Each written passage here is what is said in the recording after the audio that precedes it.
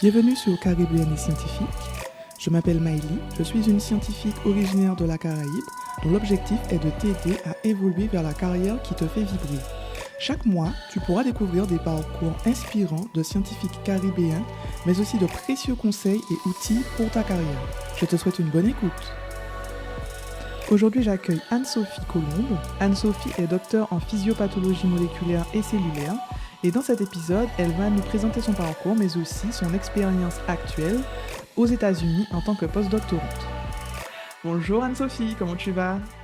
Bonjour, ça va et toi? Oui, ça va, je suis vraiment contente de t'avoir aujourd'hui sur Caribéenne et Scientifique pour découvrir un peu qui tu es, apprendre un peu de ton parcours. Donc, je vais d'abord te demander de te présenter et de nous dire un petit peu toutes les différentes étapes que tu as pu effectuer tout au long de ton parcours.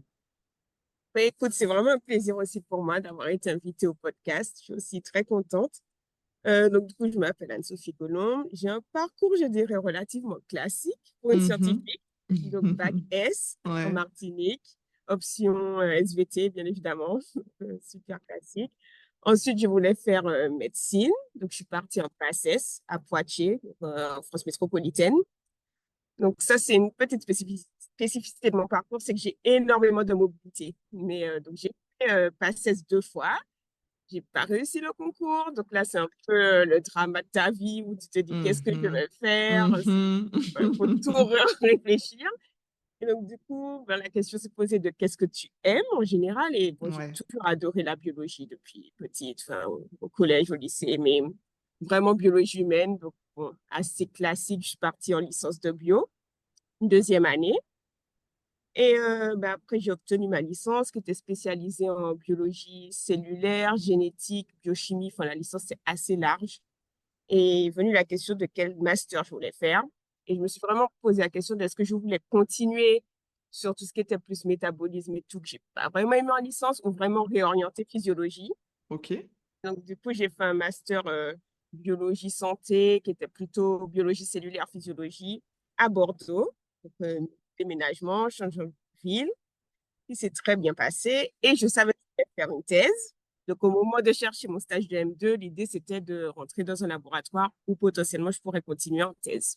ok, J'ai fait plusieurs interviews et ça m'a envoyé à Paris. Donc, nouvelle mobilité. d'accord. Ah oui, donc t'es J'ai fait encore mon reparti. doctorat à Paris. Mais tu savais déjà que tu voulais faire une thèse avant même d'avoir fini le M2? Ouais, en master 1, je savais que je ferais une thèse. Ok, du coup, ça vient d'où? Euh, Parce que je voulais vraiment bouger. Je savais que je voulais bouger. Je savais que je Mhm. voulais aller autre part après. Ouais, Je savais pas exactement ce que je voulais faire, mais je savais que le moyen le plus simple pour moi de bouger, de pouvoir aller partout dans le monde, c'était d'avoir une thèse. Donc, voilà, j'étais sûre de faire la thèse. c'est pas un truc que j'entends souvent par rapport à la thèse, tu vois. Moi, j'entends plus, je vais faire la thèse parce que je veux avoir le plus haut niveau ou sinon parce que je veux être enseignant-chercheur. Mais tu vois, le fait de vouloir faire la thèse pour bouger, c'est vrai que c'est super Ouais. atypique et c'est super intéressant que tu le dises comme ça parce que c'est vrai en plus. Mais je pense qu'on se rend pas compte, mais Mais c'est on a un ça, diplôme où on peut travailler partout dans c'est le monde. clair, Genre, il c'est est clair. reconnu Mhm. internationalement. T'as pas Mais besoin de faire oui, d'équivalence, t'as pas besoin. Et j'aimais bien, bien évidemment, la recherche, la science et compagnie, mais c'était vraiment ce truc que je me suis dit, mais une fois que tu l'as, tu peux tout faire. Ça sera ta porte ouverte à tout.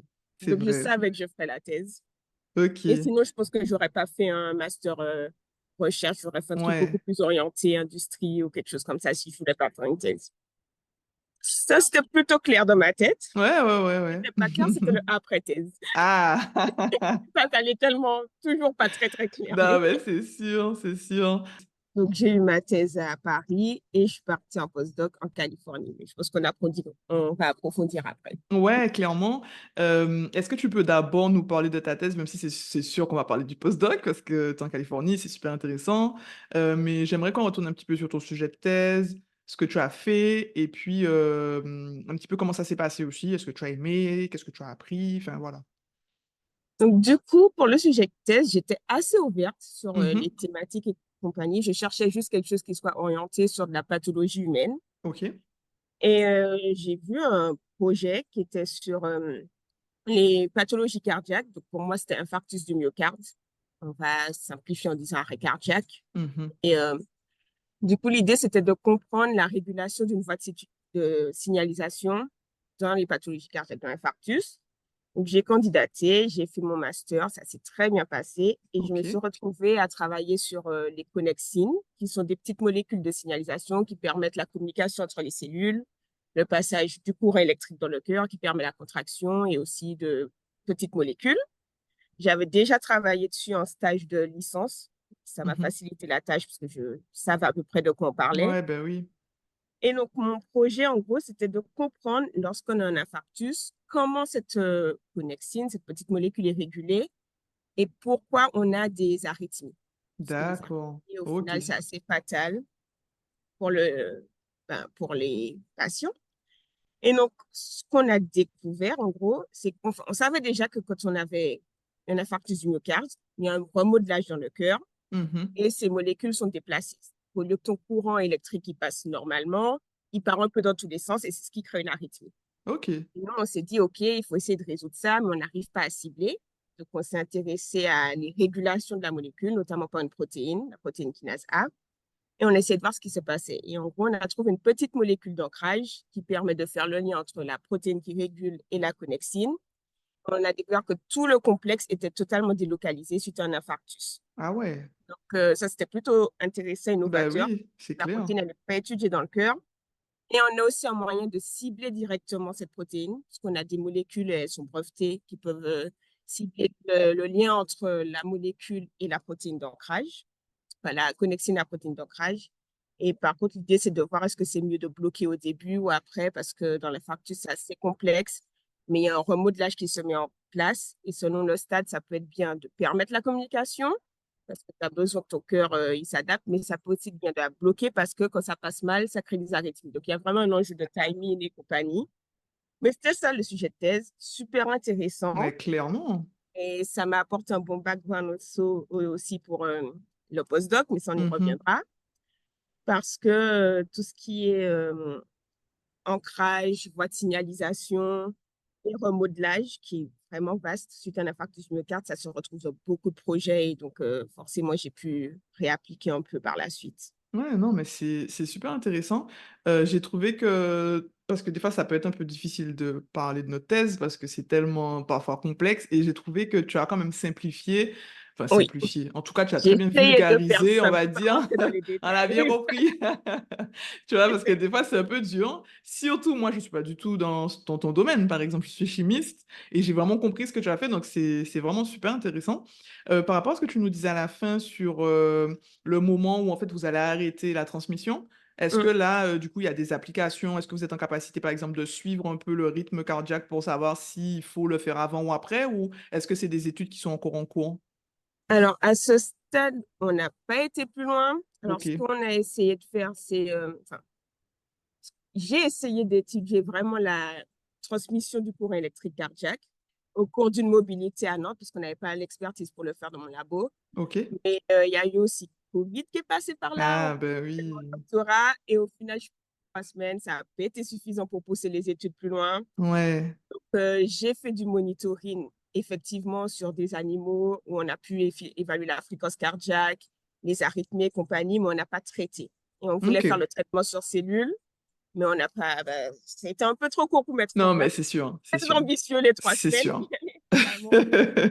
Mais ce serait l'idée, c'est la suite logique. Ouais, parce que c'est super. Enfin, moi, tu vois, tout de suite, je me dis, mais du coup, alors l'application, tu vois, c'est super Euh, intéressant, quoi. Surtout Franchement, que il y a des preuves, enfin, ça c'est pas moi, hein, c'était fait avant moi, mon mhm. Non, non, étude. c'est sûr, hein, c'est sûr. Mais bon, Il y a moyen de t'as pousser. quand même apporté quelque chose, donc Oui. voilà, c'est intéressant. Ok, ça marche. Et du coup, ton post-doctorat, tu es en Californie, est-ce que tu peux nous en parler, nous dire un petit peu ce que tu fais? Donc, le post-doctorat, on est toujours resté sur les maladies cardiaques. Et donc, j'avais parlé du fait que quand il y a un infarctus, il y a un certain remodelage. Je ne vais pas rentrer dans les détails, mais il se passe beaucoup de choses. Et cette fois-ci, on n'est pas du tout sur l'étude du courant électrique qui permet au cœur de se contracter, mais je suis plutôt sur le fait que tes cellules, quand tu as un infarctus, elles vont grossir. C'est une hypertrophie.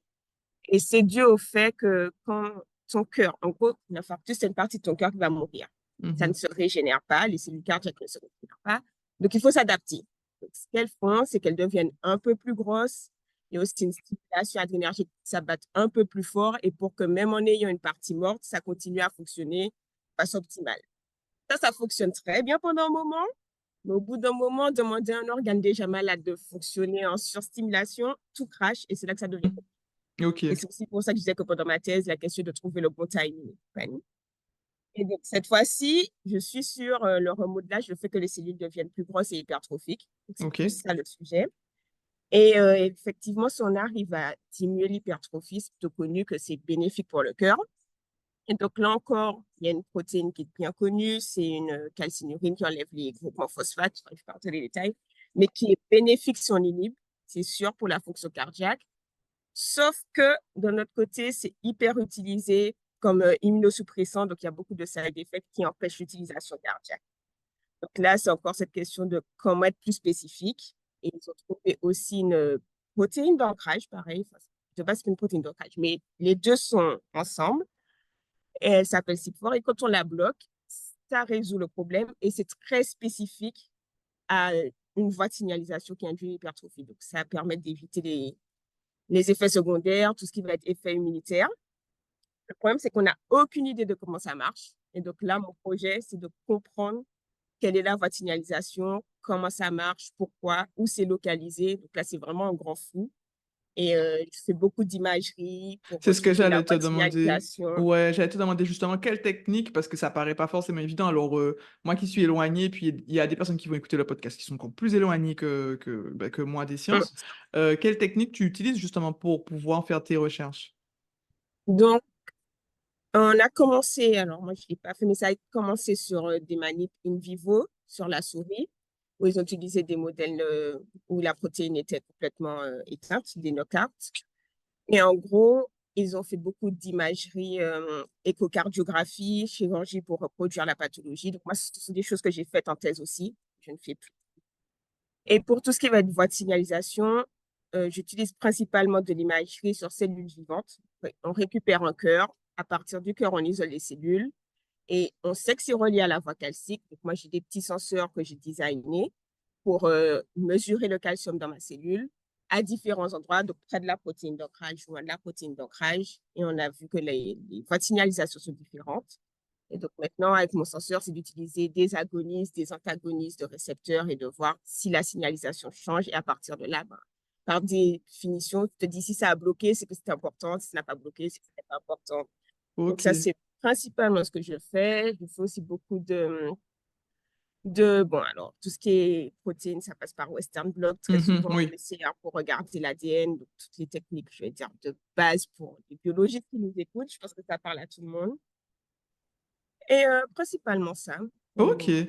Mais c'est super intéressant. En plus, enfin, c'est très très clair, c'est vraiment clair. Enfin, je comprends vraiment tout ce que tu me dis, alors que des fois, quand C'est on me bien, parle de parce que bio, c'est un gros effort. non, mais c'est Ça me fait vrai, parce plaisir. que des fois, quand on me parle de bio, enfin, après, c'est un peu normal, chaque personne est un peu cloisonnée, mais je Mm. trouve que c'est vraiment très clair ce que tu dis. Et ma question, ça serait comment tu fais un senseur, en fait? Parce que c'est un senseur, c'est ça? Ouais, c'est un Ok, senseur. Alors, il y a plein de types de senseurs. Donc, moi, c'est un senseur calcique. En ok, gros, ça part de ce qui est connu. Donc, en gros, on a, je ne sais pas trop rentrer dans les détails, mais on a des molécules fluorescentes qui, quand elles sont liées au calcium, vont avoir des chiffres d'émission. Donc, au lieu de mettre, je vais dire, dans du rouge, ça va émettre dans du vert, n'importe quoi. Voilà. Et donc, en gros, tu pars de ce qui est connu dans la littérature, donc ces molécules fluorescentes qui ont des différences d'émission en fonction de leur lien au calcium ou pas. Et après, tu les redesignes pour étudier spécifiquement ce que tu veux. Donc, moi, je voulais étudier le calcium près de la molécule d'ancrage, donc le CYP4. Donc, on rajoute à côté de la séquence de la molécule la séquence de la protéine que tu veux et ça te permet d'adresser ton senseur directement là où tu veux étudier ta concentration calcique. Donc, c'est ce que j'ai fait. En gros, ça a été ça, le design. Tu pars d'un existant, tu rajoutes ce que tu veux. On sous-traite, donc on demande à une compagnie de nous faire des vecteurs d'expression. En gros, c'est de la laquelle j'exprime ça dans mes cellules. La cellule me fabrique ma protéine et j'ai un senseur fonctionnel à la fin. ok. Ah, c'est super intéressant. Du coup, ben, maintenant qu'on a bien compris ce que tu aimes en post-doctorat, parce que là, tu as fini, qu'est-ce que tu aimes le plus dans ton post-doc Alors, actuellement? je dirais que ce qui est pour moi assez surprenant et super intéressant, c'est les fonds illimités. Ça paraît Ah. dingue dit comme ça, mais j'ai fait ma thèse où tu Excellent. voulais un anticorps, c'était oulala, 400 €, Ouais. t'as pas un plan B ou C. C'est plutôt arrête de compter tes sous, on a l'argent, Ouais. dépense. Et donc, du Mm. coup, c'est vrai que techniquement parlant, je dirais pas qu'on est meilleur parce qu'on ne l'est pas, mais Mhm. les sous, c'est pas un problème. Et ça, parce que pour tous les scientifiques, ça nous parle. C'est Les clair. budgets limités, c'est genre, Ça c'est n'existe Noël pas fait. ici, quoi. Enfin, nous, là, moi, ça n'existe pas, ça. Et moi, je sais que mon boss, il me dit tout le temps, mais arrête de penser à l'argent. Mais j'ai tellement cette habitude. Et là, c'est tout le temps, tu veux ça, achète, tu veux un plan B, mais achète. Ah ouais, c'est trop bien. Tu nous vends Et du rêve, aussi, là. ouais, non, mais c'est incroyable. Bon, il y a les inconvénients qui vont Non, avec. c'est sûr, c'est sûr. Mais ça, c'est assez incroyable comme expérience. Donc, c'est vraiment, on a des gros budgets recherche. Mm. Et à côté de ça, je dirais aussi la liberté de, contrairement à la thèse où il y a vraiment une deadline, parce qu'il y a un Ouais, diplôme à ouais. avoir à la fin, il Bien faut sûr. publier, donc il y a ce stress. Ici, je dirais que j'ai plus de liberté en termes de timing. Donc, ça donne aussi plus de liberté en termes d'exploration. Si tu as envie d'aller voir ça sur ton projet, t'as pas la cloche de dans un an, faut publier. C'est clair. Non, mais Ça, là, on est c'est un vraiment d'accord. postdoc. Mhm, mhm. Et Et pouvoir explorer ce que tu veux. ouais, non, non, c'est ça, hein, c'est vraiment ça. Est-ce que du coup, toi, tu te vois, parce que là, tu nous as parlé de budget limité, tu nous as parlé de... Tu peux faire ce que tu veux, et bon, c'est que dans la Caraïbe, en tout cas aux Antilles, plus précisément Guadeloupe, Martinique, c'est pas forcément évident, la partie recherche. Est-ce que tu te vois rentrer travailler en Guadeloupe ou en Martinique? Mais totalement, totalement. Et ce serait même le goal ultime. Ok. Oui. Et je sais m'adapter. Faut lui dire, j'ai fait une thèse en France. On a l'habitude des budgets non illimités. Oui, c'est sûr, c'est Donc, sûr. vraiment, oui. Et l'objectif, c'est plus de prendre de l'expérience partout où Mm, je vais, mhm. voir tout ce qui se passe. Et si je peux ramener avec moi l'expertise, l'expérience, parce que c'est vraiment très différent aussi la façon de procéder ici. Donc, j'apprends beaucoup. C'est pas toujours simple, mais l'idée, ce serait vraiment de revenir et de ramener l'expertise, de ramener les techniques, de ramener la façon de procéder aux Antilles et aussi de se rapprocher de thématiques de recherche qui concernent les Antilles. Alors, bon, là, moi, maladie cardiaque, je suis en plein dedans. Bah oui, Donc, je veux dire, bien on est sûr. ultra concernés, mais c'est vrai qu'il y a cette envie aussi d'apporter sa petite pierre à l'édifice de ce qui se fait aux Antilles. Donc, oui, totalement. Maintenant, bien évidemment, l'idée, c'est pas non plus de tout plaquer Non, c'est sûr. et de revenir si, enfin, ça se construit et je suis en train de le Mm. construire. Donc, s'il y a des gens qui m'écoutent et qui sont intéressés, faut pas hésiter à me contacter. Ben non, mais c'est vraiment ça, parce qu'en fait, nous, on s'est connus par rapport à un message que tu m'as envoyé sur LinkedIn où tu me posais quelques questions sur justement comment j'ai fait pour rentrer, un Oui, petit peu comment je me suis organisé, comment j'ai préparé les choses. Donc, c'est. Enfin, je pense que c'est vraiment important de faire cette démarche que tu es en train de faire, justement pour les personnes qui sont loin et qui savent pas un petit peu comment ça se passe au niveau de l'écosystème de recherche dans la Caraïbe. Donc, enfin, moi, je trouve que c'est vraiment ce qu'il faut faire. Et comme tu dis, faut pas que tu te brades. Là, tu as des compétences, faut que tu reviennes et que tu puisses, on va dire, au moins t'intégrer dans les thématiques qui te plaisent c'est et ça. que tu puisses utiliser tout ce que tu as appris. C'est L'idée, vraiment ça c'est l'objectif. vraiment de ramener le maximum Mm, possible et de faire un retour, j'allais dire entre guillemets, intelligent, mais c'est c'est un peu ça. clair. Ouais, ouais, tout à fait, tout à fait. Et tu nous as parlé, enfin, tu nous as évoqué rapidement les inconvénients. Pour toi, ça serait quoi les inconvénients justement d'être là-bas? La pression. La Ah, pression, ouais. et c'est très différent. Moi, c'est quelque chose auquel j'avais pas du tout l'habitude parce que je suis en recherche académique, ce qui fait que généralement, je ne vais pas dire qu'on a droit à l'erreur, mais c'est plutôt soft, c'est plutôt, on est là tous pour s'entraider, pas de compétition, c'est vraiment l'idée de faire avancer un projet. Ici, c'est la même idée. Alors, j'ai la chance de ne pas avoir la compétition, ce qui n'est pas le cas dans tous les labos, mais par contre, la pression sur l'efficacité, la productivité. Moi, c'est le mot productivité, je ne peux plus l'entendre presque, parce que j'ai vraiment l'impression de bosser dans une industrie avec... Ouais.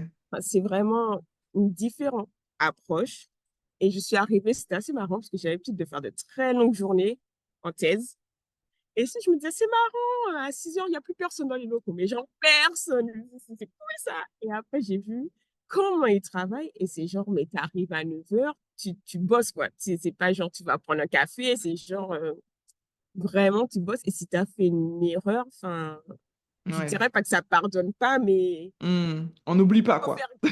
voilà, c'est pas Ouais. la même flexibilité de travail, mais on s'adapte. Ça Ouais, peut tout être à fait. dur, mais s'adapter. Et puis, garder sa place aussi, parce qu'aux États-Unis, il n'y a pas la sécurité de l'emploi. Et s'ils estiment que tu n'es pas assez productif ou assez compétent, il n'y a pas la patience de dire je vais te laisser 3 mois pour apprendre. Donc, tu apprends, mais Ouais. tu apprends en étant productif. Ouais, ouais, ouais. Ouais, je vois tout à Ah, fait ce que tu veux dire. Je vois tout à fait ce que tu veux voilà. dire. Donc, on s'adapte. Je me suis faite. J'ai pris le rythme, hein, écoute. Ben, Mais bien sûr, bien sûr. Et c'est un justement, challenge. ben non, mais c'est sûr. Justement, comment ça se passe ta vie ben, aux États-Unis? Est-ce que tu t'es bien adapté? Pas forcément uniquement ta vie professionnelle, mais est-ce que tu t'es adapté? Est-ce que tu as pu faire des rencontres? Parce que c'est vrai qu'au final, je me rends compte que tu es peut-être la troisième personne avec qui je parle qui est aux États-Unis. Et je pense même précisément en Californie. Donc, est-ce que toi, tu as pu te créer un petit réseau avec d'autres Caribéens qui ont un peu ton parcours et qui font aussi des sciences aux États-Unis ou pas trop? Alors, ton podcast est très important et très intéressant pour ça, parce qu'il y a Alexandra qui est aussi passée sur le Oui, tout à podcast fait. et qui Ouais. est postdoc à Berkeley, donc littéralement à 45 minutes Ah ouais, d'ici. c'est génial. Donc, je l'ai contacté. Stanford et Berkeley sont un peu les grosses universités de Californie du Nord. Donc, on est rentré en contact. On a prévu de se voir. Ça, c'est plutôt Waouh, cool. mais je suis trop contente. Et Tu ça, me c'est vends du grâce à rêve toi. là, mais Donc, je suis trop franchement, faut contente. continuer ce que tu fais. Je suis C'est trop vraiment, contente. c'est littéralement utile. Je veux dire, Mais c'est concrètement, tu génial. peux voir le Là, je résultat vois le concret de ce que tu résultat de ce que fais. je fais, je suis trop contente, c'est trop bien. Exactement. Donc, ça, c'est super. Ouais. Après, autour de moi, au quotidien, je dirais pas que j'ai non plus beaucoup d'Antillais ou même de Mhm. Français. Ah, alors, je vais dire pas de Français si j'ai beaucoup de Français. J'ai pas beaucoup d'Antillais. Est-ce que c'est facile de rencontrer du monde? Très facile. Les gens sont très gentils. Par contre, je dirais que c'est quand même un univers spécial dans la mesure où moi, je suis à Silicon Valley. Enfin, à côté, c'est Tesla, c'est HP, c'est que des gens, que des ingénieurs et des gens qui travaillent dans la tech. Et des fois, je suis juste larguée parce que c'est pas mon monde. Et alors, c'est intéressant, mais des fois, ils ont des discussions et moi, je suis à côté, je me dis, mais les gars, on peut pas te parler du beau temps ou Ouais. c'est assez En fait, spécial. tu veux dire que c'est vraiment des discussions plus autour du boulot, quoi. Tu peux pas vraiment, c'est ça ou? Autour du boulot, au focus, j'ai l'impression que les gens, ils ont tous, c'est un peu la Silicon Valley, mais les gens, ils ont des objectifs de vie bien précis, genre, Ah ouais, je vois. je veux être là dans tant d'années, ou Ouais. l'argent, ou les stock options, et bon, après, Ouais, ils c'est se des laissent pas gens, trop vivre, quoi, on va dire. ben, pas vraiment, c'est vraiment, Ouais. on est là, on travaille, on fait au mieux, et c'est très intéressant parce que des fois, j'ai des discussions où j'apprends des trucs, mais vraiment, voilà, c'est super stimulant. L'environnement est stimulant, intellectuellement et compagnie. Mais des fois, personnellement, j'ai pas envie d'être stimulée, quoi. J'ai envie de juste boire un verre et discuter de, je sais Non, mais pas, t'as c'est vu sûr. quelle Mais robe surtout porter quand, Rihanna? quand tu as fait toute ta journée de travail, tu as envie aussi de décompresser, donc c'est C'est compréhensible. ça. Et je C'est dirais pas qu'ils compréhensible. décompressent pas, mais je trouve que tout est toujours axé, même dans leur vie perso. Je saurais pas comment l'expliquer. Hmm. C'est un Faudrait environnement venir pour différent. voir. Exactement, faudra Non, les mais vivre. c'est bien que tu nous dises ça parce que du coup, ça permet aussi aux personnes qui peut-être veulent un peu suivre ton parcours de se dire bon, est-ce que ça me convient vraiment, quoi? Mm, Tu vois, c'est ces c'est ça. questions-là aussi qu'il faut se poser. Après, je pense que ça n'empêche pas de faire des Après, expériences oui. ponctuelles. On n'est pas Et obligé de puis, rester là c'est 10 ans et puis très voilà, quoi. spécifique à la Silicon Valley. Enfin, je pense que même si je pars à San Francisco, qui est pas très loin, 45 minutes, je suis pas sûre que ça soit autant concentré. Mais si vraiment tout le monde travaille dans des trucs hyper pointus et tout, et c'est vrai que ça se ressent. Ça se ressent même dans la vie à l'extérieur du travail. Puis bon, on est dans des, c'est très riche autour. Donc, les gens, globalement, ont des niveaux. Je dirais qu'il n'y a pas beaucoup de mixité. Tout le monde a réussi, tout le monde est riche, tout le monde est. C'est génial, mais des fois, moi, ça me saoule un peu, je vais être honnête. Donc, faut le savoir. Mhm, Faut le mhm. Non, mais tout à savoir. fait. Mais justement, parce que j'allais te demander ce que tu pouvais conseiller à un Caribéen qui souhaiterait un peu faire comme toi. Donc, c'est vrai qu'on est en train d'en parler. Donc, est-ce que tu as d'autres conseils que tu pourrais donner? Pas forcément juste sur ton parcours postdoc, mais même globalement sur tes choix professionnels.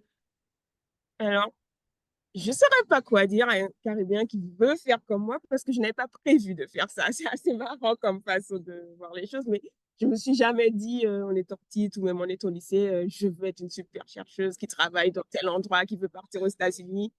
C'était pas mon objectif de carrière. Moi, tu m'aurais demandé il y a 10 ans qu'est-ce que je fais, je t'aurais dit je serais médecin, un jour un enfant. Bon, voilà. Ouais, ouais, voilà, point. Euh, voilà, exactement. Donc, en gros, je vais dire que mon parcours s'est fait avec mes expériences. Mhm. Et s'il y a quelque chose que je peux conseiller, c'est de vraiment prendre le maximum de chaque expérience. Avoir une ligne directrice en tête, bien évidemment, mais ne pas se braquer et quand on a une opportunité, la saisir si elle nous intéresse.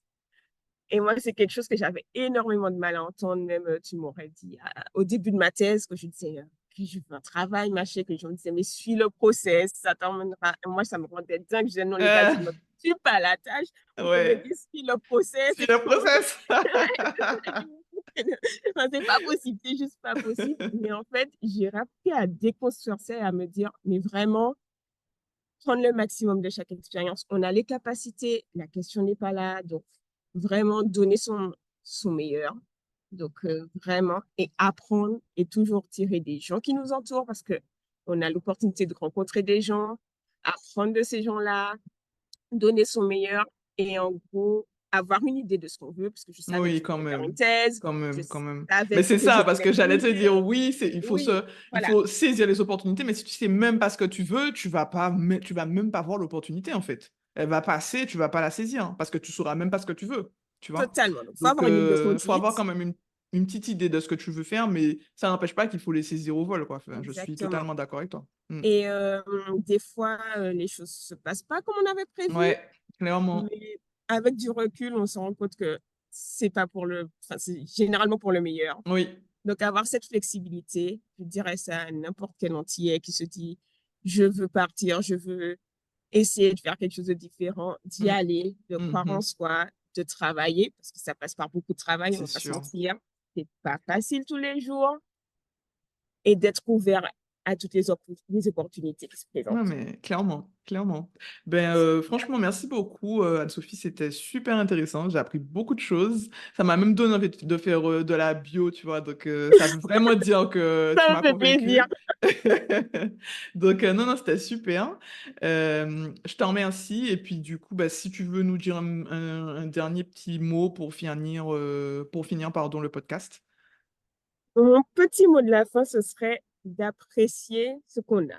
Ça paraît bizarre dit comme ça, mais moi, j'étais vraiment dans cette optique de je veux faire ça, je veux Ouais. aller là au début, Mhm. enfin avant d'entrer en doctorat.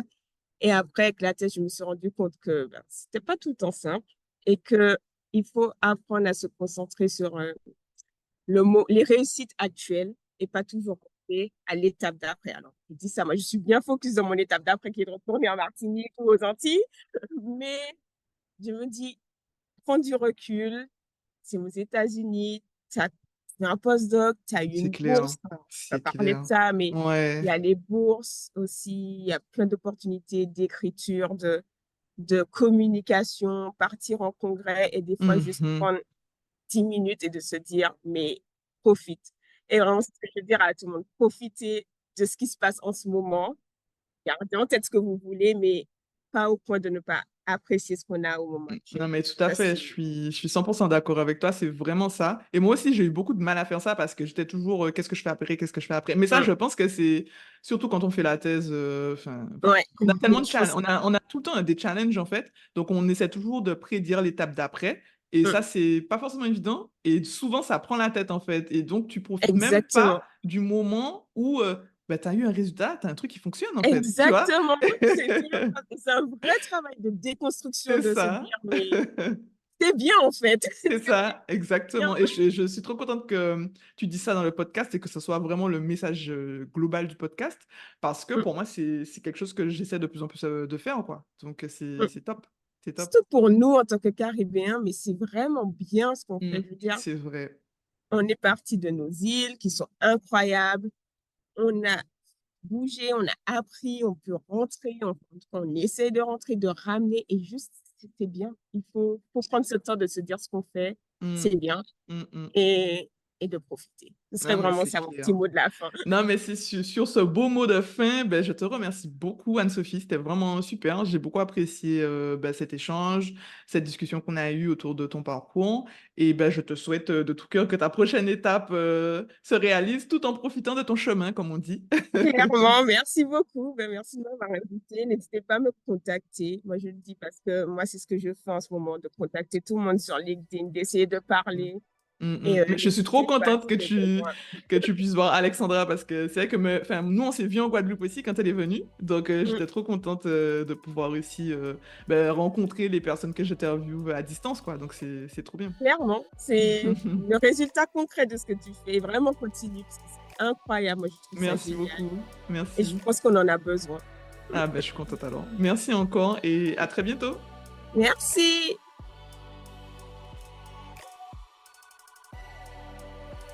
Merci d'avoir écouté cet épisode. J'espère qu'il t'a plu. N'hésite pas à le partager ou à laisser un commentaire sur la plateforme de ton choix. À très vite!